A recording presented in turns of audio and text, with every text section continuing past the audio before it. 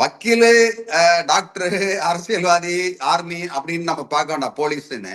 பொதுவா எந்த ஒரு தனி மனிதனா தான் நான் பாக்குறேன். அவர் வக்கீல்னா அவருக்கு வானலாவிய அதிகாரம்லாம் கிடையாது. சட்டம் தெரியும், அவ்வளவுதான். அதுக்காக வக்கீல தப்பு பண்ணா அவங்களை கைது பண்ணக்கூடாதுன்னு இருக்கு, அப்படிலாம் ஒண்ணுமே இல்லை. பட் அவர் யாரா இருந்தாலும் சரி, ஒரு சாமானிய மனிதனா படிச்சிடலாமா?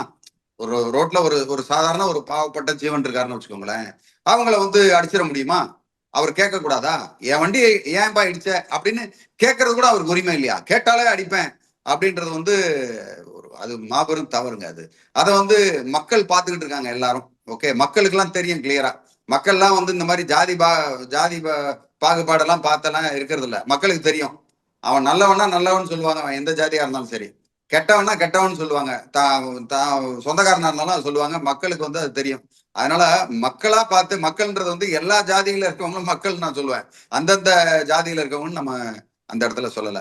சோ என்னை பொறுத்த வரைக்கும் இந்த சம்பவத்துல ஜாதியை வந்து உள்ள கொண்டு வந்து பண்ணதுதான் வந்து எனக்கு என்னமோ ரொம்ப அது கஷ்டமா இருக்கு. பல இடங்கள்ல வந்து தனிநபர் அப்படிலாம் பேசும்போது கம்யூனிட்டி வைஸ் பேசவே கூடாதுங்க, அது பெரிய தப்பு அது.